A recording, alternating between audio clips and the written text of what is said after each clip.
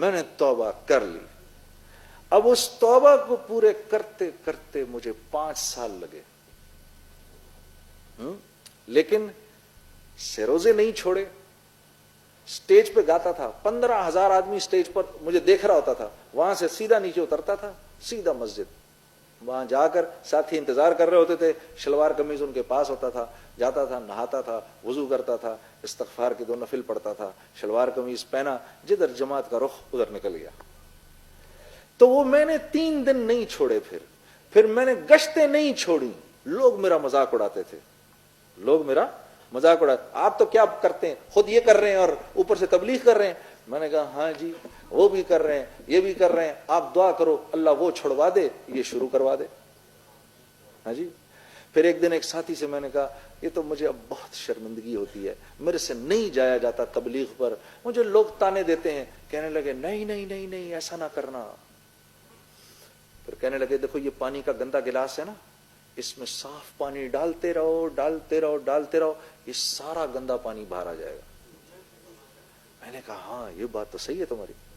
پھر کہنے لگے اتنا صاف آ جائے گا, ابھی اس گندے پانی کو کوئی پی نہیں سکتا, پھر وہ صاف پانی لوگ پی جائیں گے, تو یہ صاف پانی ڈالتا رہے, بیچ میں ڈالتا رہے ڈالتا رہے.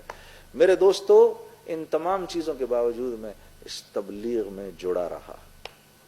اس دعوت کے کام نے پھر مجھے ایسے ایسے اللہ والوں سے ملوایا. مولانا سے تو پھر اللہ نے ایک روحانی تعلق بنا دیا. آج دن تک اللہ کے فضل سے وہ تعلق اللہ نے اپنے فضل سے رکھا ہے. اور پھر اللہ نے ایسے اچھے اچھے دوست ملوا دیے. میں اپنے ساتھ ابھی اپنے ایک دوست کو لے کر آیا ہوں, سہیل نام ہے اس کا, ہم دونوں ساتھ آئے ہوئے. ہم دونوں نے پھر کام شروع کیا. نہ کپڑے کا کام انہوں نے پہلے کبھی کیا, نہ میں نے کیا. شلوار قمیض کبھی نہیں بنوائے ہم دونوں نے, لیکن ہم دونوں تبلیغ میں ایک ساتھ لگ گئے, ایک ساتھ لگے. اس نے بھی اپنی اس زندگی کو چھوڑا, میں نے بھی اپنی اس زندگی کو چھوڑا. اللہ نے ہمارا ہاتھ پکڑ لیا. آج اللہ رب العزت کے فضل و کرم سے دنیا جہان کے اندر ہماری بنائی ہوئی چیزیں جاتی ہیں, اور ہم دونوں ساری دنیا میں پھرتے ہیں, پیچھے اللہ ہمارے کام خود چلاتے ہیں. پھر اللہ نے ایسا ہاتھ پکڑا میرے دوستو. ہاں, تو یہ ایک دفعہ جیسے اللہ کے نبی صلی اللہ علیہ وسلم کے ارشاد کے مطابق آپ نے فرمایا اللہ کے لیے جس چیز کو چھوڑو گے اللہ تمہیں اس سے بہتر عطا کریں گے. ہاں, لیکن ہم کہتے ہیں نہیں پہلے بچہ ہو جائے پھر شادی کریں گے. ہم کیا کہتے ہیں, پہلے بچہ ہو جائے پھر شادی کریں گے. نہیں نہیں نہیں, پہلے شادی کرنی پڑے گی پھر بچہ ہوگا.